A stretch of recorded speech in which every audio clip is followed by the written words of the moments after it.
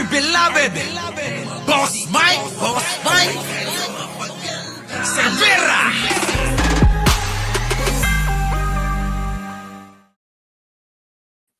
Magandang umaga, magandang hapon at magandang gabi sa amandako ng mundo. Naroon kayo. Siyempre, magandang buhay na rin para sa ating lahat. May problema tong aking ngayon. Isisingit ko lang ito. Yung pangako sa inyo ng lolo nyo. Ng administrasyon ninyo ang mga rice cartel na ito. Ma'am, hulihin ko lang yung gagong, when I testified in the Senate, I identified somebody there. Bangayan. He was one of those smuggling rice. Yung cartel nila, madali yan. As president, sabi ko nga, 3 to 6 months, tapos lahat to. Really, I am willing to stake my honor, my position, and my life. 3 to 6 months, malinis itong bayan na ito. Pati yung kartel na yan. Og politiko ka, mutungtong kag itablato, og unsay ingno nimo, timan-an nas tao. Scam, tawag ana, in short. Sasampalin kita ng burat. So na-scam tayo. Diba? Oh, so na-scam tayo. Yan yung sinasabi natin. Diba? Na mga pangako. Oh, sabi ni Baste. Sampalin kita ng burat. Yung sinasabi ni Baste, ang pinatungkulan niya, yung tatay niya. Sampalin kita ng burat. I will kill you. Diba? Wala kang honor, digs, ungas. O, diba? Sabi dito, yun na nga, mga boss. Kita nyo, no? Grabe. Kaya nga sinasabi ko sa inyo, lahat ng mga binibintang nila, bumabalik sa kanila.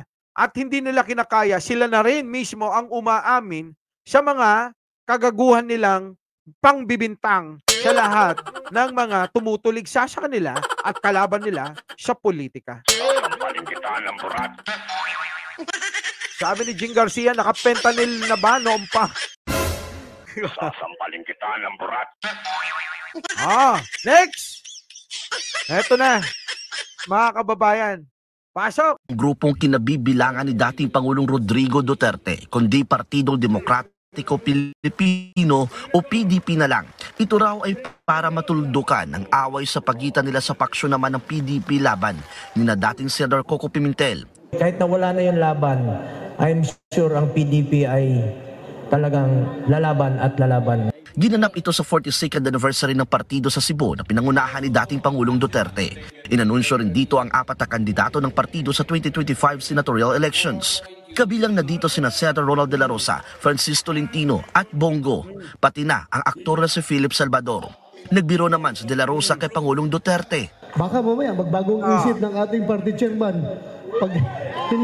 Pag hindi siya tinatamad, baka gusto niyang tulungan kami doon para mas lalo tayong lalakas sa Senado. Una nang sinabi ng dating Pangulo na magre-retiro na siya sa politika. Kasabay niyan, pinatudsadahan ni Duterte ang isang babae na umano'y malakas mangurakot. Di na nito binanggit kung sino, ngunit idinugtong si Pangulong Bongbong Marcos na wala raw siyang masabing masama. Kasi Marcos, in fairness, yung walang halong galit, walang halong politika.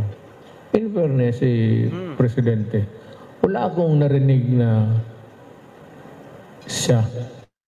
Pero yung isa, marami. Doon ako. Sabi ko, hindi ako makaano kay... Chismoso. Hindi ako pwede mag-atake ng babae. Pero yung korupsyon, malakas talaga. Tila may pahaging pa si Duterte. Tayo na lang natin. One term lang naman. Huwag na natin awayin. Ako ayaw ko makipag-away ay... Natanong naman si Senator Bato tungkol sa mga banat ni First Lady Liza Marcos laban kay Vice President Sara Duterte. Sagot niya lang. Mahirap pakialam sa usapang babae. Sabi naman ni VP Sara, karapatan ni First Lady Liza Marcos na makaramdam ng sama ng loob at galit. Pero ang personal daw nitong damdamin ay walang kinalaman sa kanyang trabaho. Upang makausad tayo, iiwan na natin sa isang pribadong pag-uusap sa pagitan lamang namin ni Pangulong Bongbong Marcos Jr. ang mga susunod na hakbang. Dagdag niya pa, dapat pagtuunan ng mga problema sa bansa, gaya ng mataas na bilihin at pagiging talamak na naman ng ipinagbabawal na droga. Para sa 1PH, Janarua.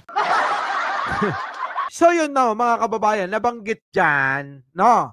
So mga kababayan, nabanggit dyan na ito ngang si Pangulong Bongbong Marcos, wala naman pala sila talagang makita na ipipintas.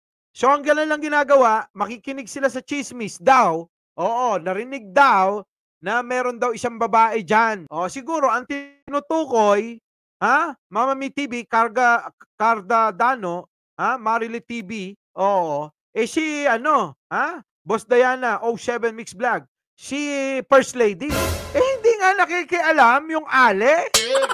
Diba? So wala na silang ibang sisihin, kundi yung Ale. Alangan naman na hindi alam kung sakasakali ng Pangulong Bongbong Marcos. Diba? Naku, Diyos ko. Bakit ang education hindi nabanggit ni Inday? Kasi nga, hindi niya mabanggit dahil puro pulaan. Ibig sabihin, napakaraming dumi na hindi niya maayos. Pero itong mga itong grupo, ulitin ko, itong grupo ng PDP ay wala na, warak na ito. Dahil nga pinag-aagawan, dahil ayaw ng ibang mga paksyon na sumama sa kanila. Bakit nga naman sila sasama? Sirang-sira na sila. Diba? Bakit pala sasama yung paksyon ni Coco Pimentel dito? Siya mga grupo ni Digong. Wala na to. Warat na, warat. Anyway, mga boss, hindi na po ako tatagal na mag-live kasi hindi ko rin gusto yung yung ating audio. No? Di bale, bukas ayusin natin ito para maging maganda ulit. Pero bago ako magpaalam, mga kababayan, nalpas ni Boxingan, sabi ni Silent Observer. Mag-like po muna kayo, sabi ni Vancouver Gem. Happy life, good morning po. Marisa de Guzman, di nila masisira si PBBM. Kaya si FL naman ang kung uubra na mga tanga talaga sila. Oo nga. Mama Mi TV, Wi-Fi ang mahina, Boss Mike, kasi lumalabo. Ayun na nga. Sasampalin kita ng burat. Hoy! Diba? Hina siguro ng Wi-Fi. Ayusin ko nga bukas. Oo. Hindi bale. Bukas tignan natin yung isang connection. 3 naman ang Wi-Fi dito. Oo. Pabay malupit. Sige po. Nandiyan na rin si Busabos, Nelson Gutan, Isidro Ramos. Maraming salamat po sa magla-like. Muli, Mike Cervera po. Laging nagpapaalalang mahalin natin ang ating kapwa, ipagdasal natin lagi ang ating bansa. Magandang umaga, magandang hapon at magandang gabi sa amandako ng mundo. Naroon kayo. Siyempre, magandang buhay na rin para sa ating lahat. Our beloved Boss Mike Cervera.